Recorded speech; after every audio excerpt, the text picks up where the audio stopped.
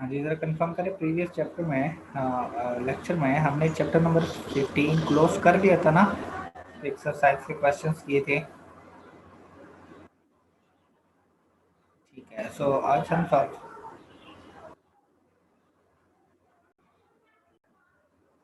अच्छा, आज अभी ग्रुप के जो क्लास के बाद ग्रुप में आप मैसेज कीजिएगा, ठीक है? मैं शेयर कर दूंगा, या शेयर मैसेज कर दीजिए मुझे, ठीक है? जो भी शेयर है वो मुझे मैसेज कर दें तो मैं लिंक शेयर कर दूंगा, ठीक है? जी, चैप्टर नंबर 16 है। आज हम ये स्टार्ट करेंगे, which is related to hypothesis testing. Hypothesis testing से रिलेटेड है। और स्टैटिस्टिकल इन्फ्रेंस का जब हम इंट्रोडक्शन स्टार्ट कर रहे थे तो मैंने बताया था कि स्टैटिस्टिकल इन्फ्रेंस के दो मेन एरियाज हैं। एक एस्टिमेशन है जो कि हमने चैप्टर नंबर 15 में पढ़ा है, और दूसरा हाइपोथेसिस टेस्टिंग है, ठीक है? हाइपोथेसिस टेस्टिंग भी बहुत इम्पोर्टेंट एरिया है। और पहले हम क्या करेंगे, हाइपोथेसिस टेस्टिंग को अंडरस्टैंड करेंगे।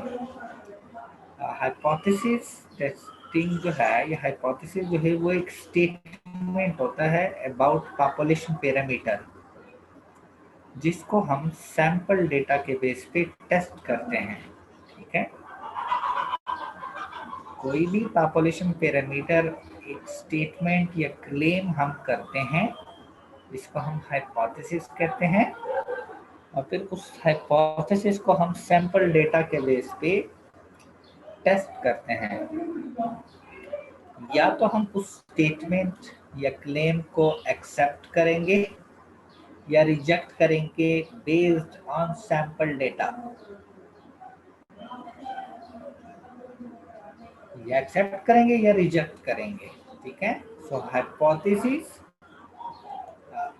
which may or may not be true is a statement about the value of a population parameter. ये एक स्टेटमेंट होता है पॉपुलेशन पैरामीटर से रिलेटेड, विच में और मे नॉट बी ट्रू। ये ट्रू भी हो सकता है, ट्रू नहीं भी हो सकता, और इसको हम सैंपल डेटा के बेस पे टेस्ट करते हैं। तो अगर आपने डिफाइन करना हो हाइपोथेसिस को, तो आप सिंपली डिफाइन करेंगे hypothesis is a statement about the value of a population parameter, और it is a claim about the value of a population parameter. या तो हम इसको एक्सेप्ट करेंगे बेस्ड ऑन सैंपल डेटा, या हम इसको रिजेक्ट करेंगे बेस्ड ऑन सैंपल डेटा, ठीक है? हाइपोथेसिस की हमारे पास दो टाइप्स हैं। दो टाइप्स ऑफ हाइपोथेसिस होता है। 16.1.1 में है हमारे पास, एक नल हाइपोथेसिस होता है और एक अल्टरनेटिव हाइपोथेसिस होता है।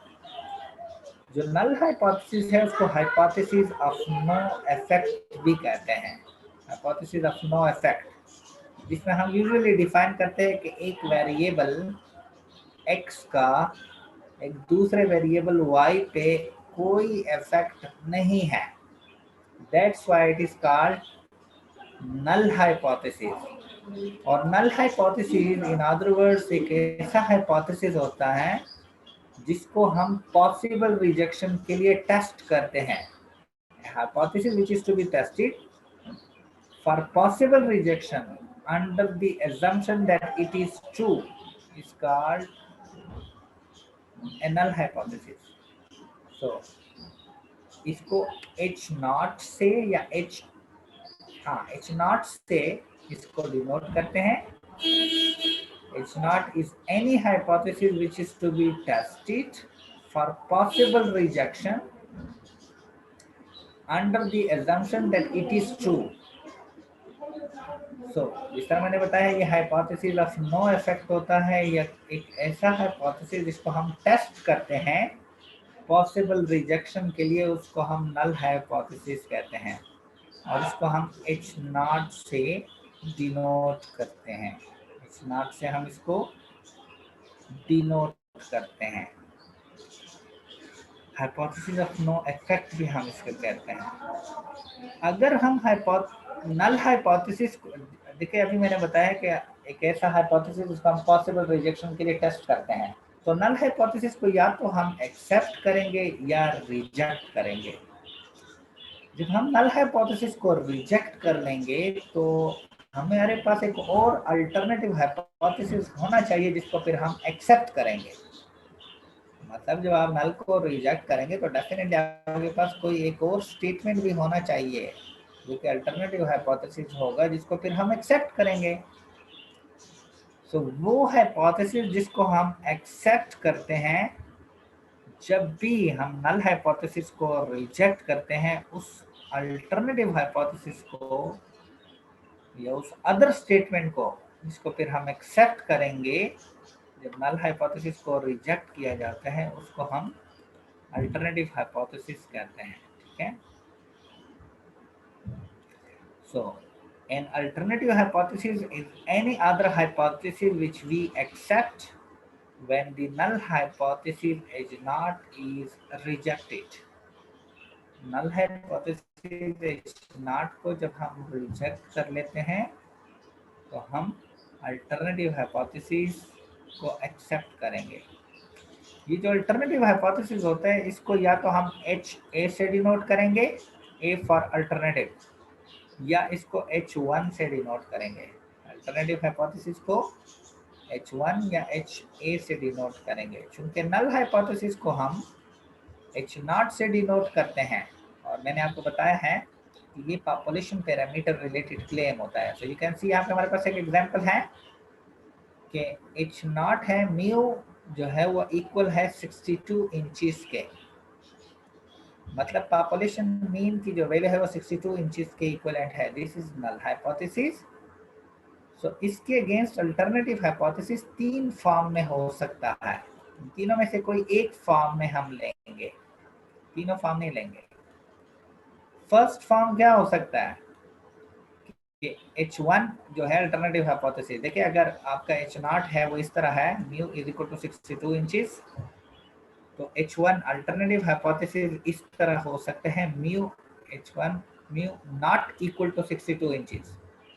मतलब पॉपुलेशन में 62 इंचेस के इक्विवेलेंट नहीं है, तो या तो फिर कम होगा 62 से या 62 से ज्यादा होगा। ठीक है। अगर इस तरह नॉट इक्वल साइन हो अल्टरनेटिव हाइपोथेसिस में, तो हम उसको टू साइडेड टेस्ट कहते हैं, टू साइडेड हाइपोथेसिस कहते हैं उसको। ठीक है। अल्टरनेटिव हाइपोथेसिस हो सकता है इस फॉर्म में हो, मतलब mu is greater than 62 inches. Null hypothesis अगर इस तरह है तो अल्टरनेटिव हाइपोथेसिस इस तरह भी हो सकता है, mu is greater than 62 inches. इस केस में अल्टरनेटिव हाइपोथेसिस में हम क्लेम कर रहे हैं कि पॉपुलेशन मीन जो है उसकी वैल्यू 62 इंचेस से ग्रेटर है। अगर इस तरह ग्रेटर देन साइन हो अल्टरनेटिव हाइपोथेसिस का, तो हाइपोथेसिस को हम वन साइडेड टेस्ट कहेंगे, और वन साइड या वन टाइल टेस्ट कहेंगे, वन टाइल्ड। और वन साइड में भी ये राइट टाइल्ड टेस्ट होगा, क्योंकि ये ग्रेटर देन साइन है, राइट साइड पे क्रिटिकल रीजन फॉल करेगा। क्रिटिकल रीजन क्या होता है ये आगे हम डिस्कस करेंगे। अल्टरनेटिव हाइपोथेसिस का साइन अगर लेस देन हो, mu less than 62 inches let suppose है, तो अगेन ये वन साइड टेस्ट है। तो अगर साइन ग्रेटर देन हो या लेस देन हो तो वन साइडेड या वन टाइल टेस्ट होगा।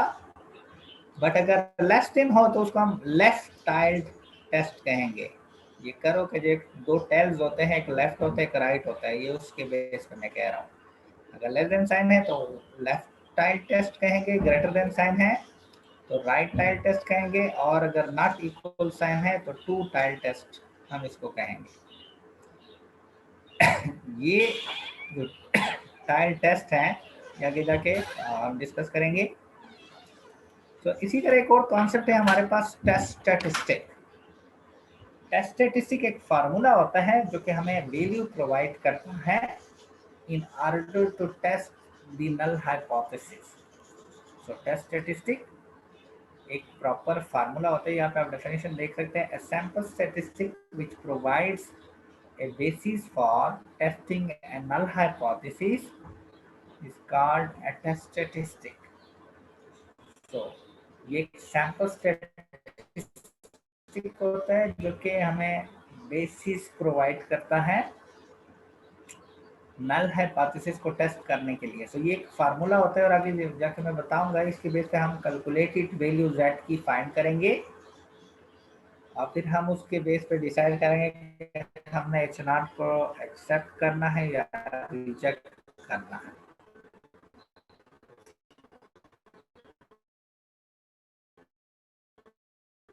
ये मैंने बात की कि नल हाइपोथेसिस है तो देंगे तो जो नॉर्मल करो होता है उसमें दो रीजन होंगे in order to test the null hypothesis. एक होगा एक्सेप्टेंस रीजन और दूसरा होगा रिजेक्शन रीजन। रिजेक्शन रीजन को क्रिटिकल रीजन भी कहते हैं।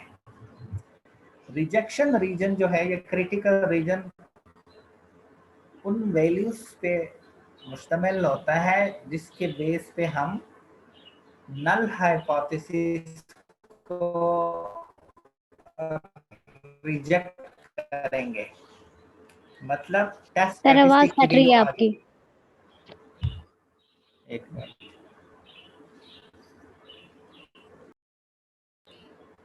हाँ जी अब बताएं, आवाज ठीक आ रही है? यस सर, ठीक है आवाज। तो मैं बात कर रहा था कि रिजेक्शन रीजन या क्रिटिकल रीजन ऐसा रीजन होता है जिसमें हमारे पास अगर टेस्ट स्टैटिस्टिक की वैल्यू आ जाए तो हम h0 को रिजेक्ट करेंगे।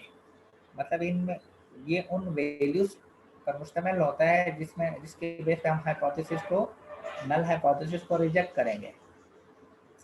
एक्सेप्टेंस रीजन उन वैल्यूज पे मुश्तमिल होता है जिसके बेस पे हम नल हाइपोथेसिस को एक्सेप्ट करेंगे। ठीक है, तो यहाँ पे मैंने नीचे यही ये जो वैल्यूज एक्सेप्टेंस और रिजेक्शन रीजन को जो वैल्यूज सेपरेट करती है उसको हम क्रिटिकल वैल्यूज कहते हैं। ठीक है, तो रिजेक्शन रीजन या क्रिटिकल रीजन एक ही बात है। रिजेक्शन रीजन को हम क्रिटिकल रीजन भी कह सकते हैं। मैं एक दफा फिर रिपीट कर रहा हूँ, रिजेक्शन रीजन में वो वैल्यूज होती हैं जहाँ पे हम नल हाइपोथेसिस को रिजेक्ट करेंगे और रिजेक्शन रीजन को हम क्रिटिकल रीजन भी कह सकते हैं। एक्सेप्टेंस रीजन वो एरिया होता है जिसके बेस पे हम नल हाइपोथेसिस को एक्सेप्ट करेंगे। ठीक है, तो हमारे पास एक और कॉन्सेप्ट है, आगे हम क्वेश्चंस के थ्रू फिर डिस्कस करेंगे। जब भी हम हाइपोथेसिस को टेस्ट करते हैं फॉर पॉसिबल रिजेक्शन तो उसमें दो टाइप्स के एरर्स हमसे कमिट हो सकते हैं। In order to make a decision regarding hypothesis testing, hypothesis testing related हमें जब डिसीजन लेना होता है तो उसमें हमसे दो टाइप्स ऑफ एरर्स कमिट हो सकते हैं। These two types of errors are called statistical errors. एक को हम टाइप 1 एरर कहते हैं और एक को हम टाइप 2 एरर कहते हैं। थोड़ी देर पहले जब मैं ये चैप्टर स्टार्ट कर रहा था तो मैंने आपको बताया है कि नल हाइपोथेसिस जो है वो ट्रू भी हो सकता है और वो ट्रू नहीं भी हो सकता। ठीक है, मैंने ये स्टेटमेंट आपको रिपीट किया था बार बार कि नल हाइपोथेसिस ट्रू हो सकता है और ट्रू नहीं भी हो सकता। सो जब भी हम नल हाइपोथेसिस को रिजेक्ट करते हैं या एक्सेप्ट करते हैं दोनों फॉर्म में हमसे कोई एक एरर हो सकता है और उस केस में टाइप 1 या टाइप 2 एरर्स के चांसेस होते हैं। मतलब जब भी आप हाइपोथेसिस टेस्टिंग या नल हाइपोथेसिस को आप टेस्ट कर रहे हैं और आप रॉन्ग डिसीजन लेते हैं, रॉन्ग डिसीजन अगर आप लेते हैं तो डेफिनेटली आपसे एरर कमिट होगा, या तो टाइप 1 एरर होगा या टाइप 2 एरर होगा। तो अब मैं बताने लगा हूँ कि टाइप 1 एरर कौन सा होता है, टाइप 2 एरर कौन सा होता है। टाइप 1 स्टैटिस्टिकल एरर जो है वो तब कमिट होता है अगर हम ट्रू नल हाइपोथेसिस को रिजेक्ट कर लें। जी यहाँ पे आप देख सकते हैं ये टेबल में एच नॉट जो है नल हाइपोथेसिस वो ट्रू है, लेकिन हम उस एच नॉट को अगर लेट सपोज यहाँ पे अब देखें एच नॉट ट्रू है एक्चुअली, और हम उस एच नॉट को अगर रिजेक्ट कर लेते हैं तो हमने रॉन्ग डिसीजन लिया है। देखिए अगर एच नॉट ट्रू है तो रिजेक्ट नहीं करना चाहिए था, और हमने रिजेक्ट कर दिया है बेस्ड ऑन डेटा, तो इसका मतलब है हम टाइप 1 एरर कमिट कर रहे हैं। तो जब हम एच नॉट को रिजेक्ट करेंगे तो डेफिनेटली हम H1 जो अल्टरनेटिव हाइपोथेसिस है उसको एक्सेप्ट करेंगे। So type 1 error is committed when we reject a true null hypothesis. Definition कैसे होगी टाइप 1 एरर की? When we reject a true null hypothesis तो टाइप 1 एरर कमिट होता है। ऑन द अदर हैंड अगर आप फॉल्स नल हाइपोथेसिस को accept कर लेते हैं तो अगेन आपने रॉन्ग डिसीजन लिया है। फॉल्स नल हाइपोथेसिस है और आपने उसको एक्सेप्ट कर दिया है, तो अगेन आपने रॉन्ग डिसीजन लिया है, तो उस केस में टाइप 2 एरर कमिट होगा। Type 1 error rejecting a true null hypothesis, type 2 error accepting a false null hypothesis। अगर H नॉट ट्रू है, H नॉट लेट सपोज अगर ट्रू है, ठीक है, H नॉट अगर ट्रू है और हम H नॉट को एक्सेप्ट कर लेते हैं तो आपने कोई एरर कमिट नहीं किया, you have made A correct decision. H not अगर फॉल्स है और आप उसको रिजेक्ट कर देते हैं तो अगेन आपने करेक्ट डिसीजन लिया है। एरर तब कमिट होता है जब एच नॉट ट्रू हो और आप उसको रिजेक्ट करते हैं, तो टाइप 1 एरर, और टाइप 2 एरर जब एच नॉट फॉल्स हो और आप उसको एक्सेप्ट करते हैं तो टाइप 2 एरर कमिट होगा। ठीक है जी, ये क्लियर है? जी सर क्लियर है। टाइप 1 एरर को हम अल्फा, ये जो सिग्निफिकेंस लेवल चैप्टर नंबर 15 में हम डिस्कस कर रहे थे, उस टाइप 1 एरर को हम अल्फा से भी डिनोट करते हैं। मतलब जो टाइप 1 एरर की प्रोबेबिलिटी है वो सिग्निफिकेंस लेवल से हम डिनोट करते हैं, उसको हम अल्फा से रिप्रेजेंट करते हैं। टाइप 1 एरर कमिट होगा, इसकी जो प्रोबेबिलिटी है उसको अल्फा से डिनोट करते हैं, और टाइप 2 एरर जो है उसकी प्रोबेबिलिटी को हम बीटा से डिनोट करते हैं, बीटा। ठीक है, सो लेट्स मूव ऑन।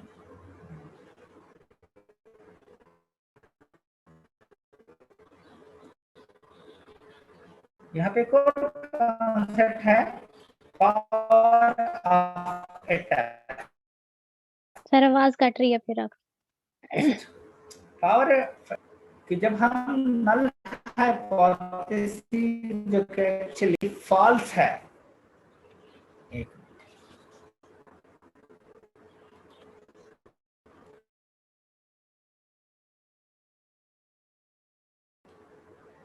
जी अब ठीक, हाँ जी मेरी बात आ रही है?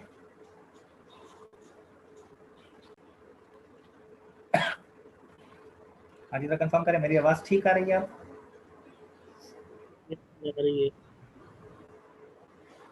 अच्छा, वो डेटा का थोड़ा इशू हो जाता है। पावर ऑफ अ टेस्ट का मतलब है कि अगर नल हाइपोथेसिस एक्चुअली फॉल्स है, नल हाइपोथेसिस फॉल्स है और हम उसको रिजेक्ट कर लेते हैं, मतलब हम करेक्ट डिसीजन लेते हैं। नल हाइपोथेसिस फॉल्स है और हम उसको रिजेक्ट कर लें, उसको हम कहते हैं पावर ऑफ ए टेस्ट, और पावर ऑफ ए टेस्ट को हम इसका रिप्रेजेंट करते हैं P, reject H not when H not is false, P से डिनोट करते हैं, और इसको 1 माइनस बीटा से हम रिप्रेजेंट करते हैं। ठीक है जी, अभी मैंने बात की है सिग्निफिकेंस लेवल की। सिग्निफिकेंस लेवल को हम अल्फा से डिनोट करते हैं, और चैप्टर नंबर 15 में भी मैंने बताया है कि इसको हम अल्फा से डिनोट करते हैं, और ये प्रोबेबिलिटी ऑफ टाइप 1 एरर है, प्रोबेबिलिटी ऑफ टाइप 1 एरर है। मतलब ये वो परसेंटेज चांसेस है जिसके बेस पे हम ट्रू नल हाइपोथेसिस को रिजेक्ट करते हैं। अल्फा की वैल्यू या तो यूजुअली 0.05% होती है, 5% होती है, या 1% होती है, या 10% होती है, ठीक है, डिपेंडिंग अपॉन। अगर अल्फा की वैल्यू 5% है तो मतलब प्रोबेबिलिटी ऑफ टाइप 1 एरर जो है वो 5% है, और probability of A correct decision जो है वो 95% है, जिसको हम कॉन्फिडेंस कोएफिशिएंट या कॉन्फिडेंस लेवल भी कहते हैं, ठीक है। तो टाइप 1 एरर की प्रोबेबिलिटी को हम सिग्निफिकेंस लेवल कहते हैं, ठीक है। ये क्वेश्चन में या तो गिवन होगा, अगर गिवन नहीं है तो आपने खुद 5% लेना है, ठीक है। ये पेज थोड़ा हमारे पास डिम आया है, लेकिन चलो हम इसको कोशिश करते हैं। वन पेज पे नंबर 130 है। One tail and two tail test की मैंने बात की है अभी थोड़ी देर पहले, जब हम नल हाइपोथेसिस और अल्टरनेटिव हाइपोथेसिस की साइन में बता रहा था। यहाँ पे मैंने one tail and two tail test की बात की है। वन टाइल टेस्ट ऐसा टेस्ट होता है जिसमें अल्टरनेटिव हाइपोथेसिस का जो साइन है या तो वो ग्रेटर देन होगा या लेस देन होगा, ठीक है। या ग्रेटर देन होगा या लेस देन होगा। अगर अल्टरनेटिव हाइपोथेसिस का जो साइन है वो ग्रेटर देन हो तो उस वक्त जो नॉर्मल करो है उसके लेफ्ट साइड पे आपका क्रिटिकल रीजन होगा, या रिजेक्शन रीजन की जो हम बात कर रहे थे, ये आपका रिजेक्शन रीजन है। ये रिजेक्शन रीजन कब आएगा? जब आपका वन टाइल टेस्ट हो और अल्टरनेटिव हाइपोथेसिस का साइन ग्रेटर देन हो।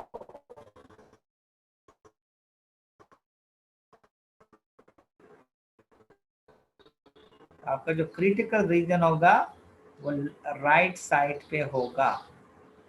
आप देख सकते हैं ये राइट साइड की ये जितनी वैल्यू है ये अल्फा सिग्निफिकेंस लेवल से हम डिनोट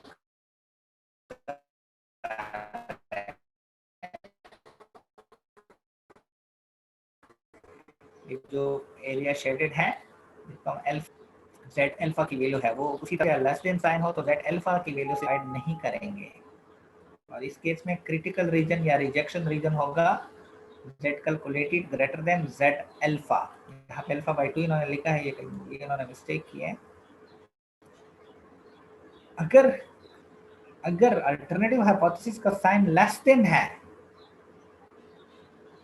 तो आपका जो क्रिटिकल रीजन होगा वो लेफ्ट साइड पे लोकेट करेगा। क्रिटिकल रीजन लेफ्ट साइड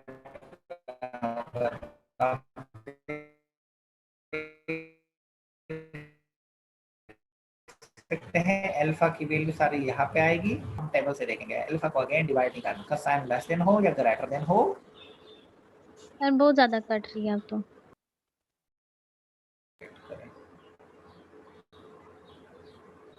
एक मिनट जरा वेट करें।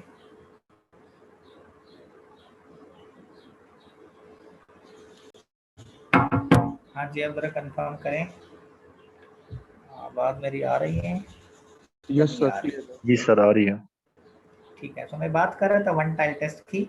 जब भी अल्टरनेटिव हाइपोथेसिस का साइन लेस देन हो ग्रेटर देन हो, वन टाइल टेस्ट होगा। ग्रेटर देन अगर हो तो क्रिटिकल रीजन राइट साइड पे होगा। नॉर्मल करो में आप सिर्फ इस तरह बनाएंगे। अगर लेस देन हो तो क्रिटिकल रीजन लेफ्ट साइड पे होगा, minus Z alpha by 2। Minus Z alpha की वैल्यू फाइंड करेंगे, अल्फा को 2 पे डिवाइड नहीं करना जब भी वन टाइल टेस्ट हो, ठीक है। टू टाइल टेस्ट कब होता है? जब भी अल्टरनेटिव हाइपोथेसिस का साइन नॉट इक्वल हो। इस तरह भी मैंने एग्जांपल दी है, mu not equal to 62 inches था, उस वक्त टू साइडेड टेस्ट होता है। तो उस वक्त टू साइडेड टेस्ट में अल्फा को हम 2 पे डिवाइड करेंगे, हाफ अल्फा लेफ्ट पे होगा और tabulated value minus Z alpha by 2 यहाँ से फाइंड करेंगे लेफ्ट साइड पे, और plus Z alpha by 2 half alpha by 2 इस साइड पे होगा। ये कब होगा?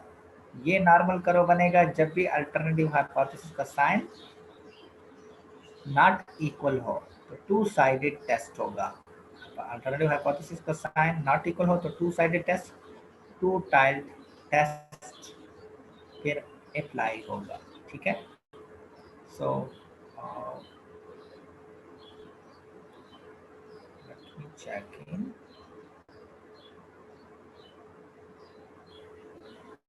हम मूव करेंगे इस पे। जी ये क्लियर है? Two sided and one sided test में किसी को अगर कोई क्वेश्चन है आप पूछ सकते हैं, अदरवाइज सर वन साइडेड के बारे में एक दफा बता दें। जी वन साइडेड टेस्ट या वन टाइल टेस्ट तब होगा जब अल्टरनेटिव हाइपोथेसिस का जो साइन है वो या तो ग्रेटर देन हो या लेस देन हो। अल्टरनेटिव हाइपोथेसिस का साइन अगर ग्रेटर देन है तो वन टाइल टेस्ट में राइट टाइल टेस्ट होगा, ठीक है। अल्टरनेटिव हाइपोथेसिस का साइन अगर लेस देन है तो वन टाइल टेस्ट में लेफ्ट टाइल टेस्ट होगा। ये लेफ्ट टाइल टेस्ट कब होता है? अल्टरनेटिव हाइपोथेसिस का साइन जब लेस देन हो। राइट टाइल टेस्ट कब होगा? अल्टरनेटिव हाइपोथेसिस का साइन जब ग्रेटर देन हो। ट्रू टाइल टेस्ट कब होगा? अल्टरनेटिव हाइपोथेसिस का साइन जब नॉट इक्वल हो, ठीक है। सर तो जो हम वन साइडेड है उसमें जेड अल्फा आएगा और जो टू साइडेड आपने जी बताया उसमें जेड अल्फा बाय 2 आएगा। जी बिल्कुल, वन साइडेड जब भी हो आपने अल्फा को 2 पे डिवाइड नहीं करना, सिर्फ जेड अल्फा